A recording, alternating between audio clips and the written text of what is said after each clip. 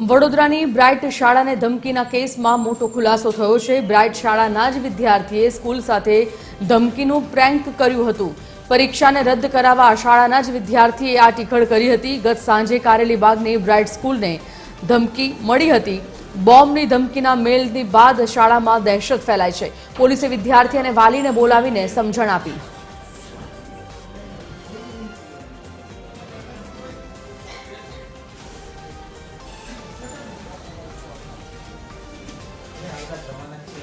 વડોદરાની બ્રાઇટ શાળાને બોમ્બથી ઉડાવી દેવા માટેની જે ધમકી મળી હતી તેની તપાસમાં અંતે બહાર આવ્યું કે શાળાના વિદ્યાર્થીએ જ આ મેલ કરી શાળામાં પ્રેન્ક કર્યું હતું। પરીક્ષા રદ કરાવવા શાળાના જ વિદ્યાર્થીએ આ ટીખળ કરી હતી। ગત સાંજે કારેલીબાગની બ્રાઇટ સ્કૂલને આ ધમકીભર્યો મેલ મળ્યો હતો અને ત્યારબાદ અફરાતફરી હતી। બોમ્બની ધમકીના મેલ બાદ શાળામાં દહેશત પણ ફેલાઈ હતી। જોકે તપાસ બાદ સામે આવ્યું કે શાળાના વિદ્યાર્થીએ મેલ કરી અને આ ટીખળ કરી છે, એક પ્રેન્ક કર્યું હતું। જો કે ત્યારબાદ શાળાના સંચાલકોએ બાળકને અને તેના વાલીઓને બોલાવીને સમજણ આપી હતી।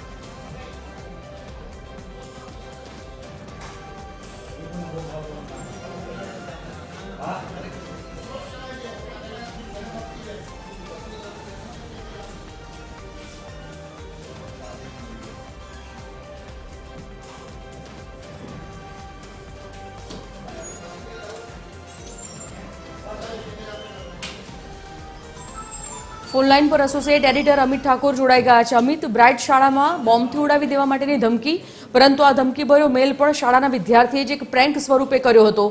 શું વિગત અને આ આખી ઘટના બહાર આવ્યા બાદ શું કોઈ કાર્યવાહી થઈ છે ખરી? જો જે રીતે ગઈકાલથી જ રાજ્યના અમદાવાદ અને વડોદરા જેવા શહેરોમાં બોમ્બ બ્લાસ્ટ થવાના જે મેલ મળી રહ્યા છે, જે ફેક મેલ મળી રહ્યા છે, અત્યાર સુધી તો તપાસમાં એવું સામે આવ્યું છે કે આ ફેક મેલ છે, એવી કોઈ શંકાસ્પદ વસ્તુ મળી નથી। પરંતુ આ દરમિયાન વડોદરામાં એક મહત્વનો ખુલાસો થયો છે। વડોદરા પોલીસે ગઈકાલે સાંજે બ્રાઇટ સ્કૂલમાં જે મેલ મળ્યો હતો બોમ્બથી ઉડાવી દેવાનો, તેને લઈને જો તપાસ કરવામાં આવી તો તે મેલ વડોદરાથી થયો હોવાનું ખુલ્યું હતું। અને બાદમાં વડોદરા પોલીસે જ્યારે વધુ તલસ્પર્શી અને ઊંડાણપૂર્વક તપાસ કરી ત્યારે તે મેલ બ્રાઇટ સ્કૂલના જ એક 5મા ધોરણના વિદ્યાર્થીએ કર્યો હોવાનું સામે આવ્યું છે। આખો એ પ્રેન્ક મેલ હતો। શાળામાં જ ભણતા બાળકે શાળા સાથે પ્રેન્ક કર્યું અને શાળામાં બોમ્બ બ્લાસ્ટ થશે તેવો મેલ કર્યો હતો।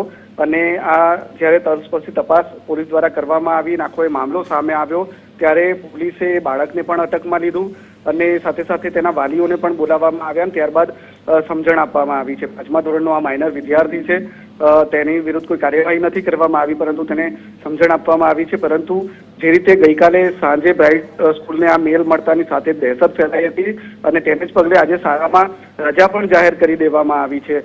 એટલે આખો પ્રેન્ક મેલ નીકળ્યો હતો અને વધુ પૂછપરછ કરવામાં આવી ત્યારે બાળકે એવું કીધું કે શાળામાં જે પરીક્ષા છે તે રદ કરવા માટે આ પ્રકારની ટીખળ તેને કરી મેલ કર્યો હોવાનું તેને પોલીસને જણાવ્યું છે। એટલે વડોદરા પોલીસને ગઈકાલ સાંજના એક બ્રાઇટ સ્કૂલના મેલ બાબતે એક મહત્વની સફળતા હાથ લાગી છે। બાકીના જે મેલ વડોદરા શહેર જિલ્લાની જે પોલીસને જે શાળાઓને મળ્યા હતા એ મામલામાં પોલીસને એક મહત્વની જાણકારી એવી મળી છે કે એ તમામ મેલ વિદેશથી થયા હોવાનું સામે આવ્યું છે। આ મામલામાં કયા ડોમેનથી થયા હતા તે પણ તપાસ કરવામાં આવી રહી છે અને આરોપી સુધી પહોંચવાના પ્રયત્નો કરવામાં આવી રહ્યા છે। પરંતુ બ્રાઇટ સ્કૂલનો જે મેલ હતો એ શાળાના જ વિદ્યાર્થીએ એક પ્રેન્ક મેલ કર્યો હોવાનો મહત્વનો ખુલાસો વડોદરામાં થયો છે।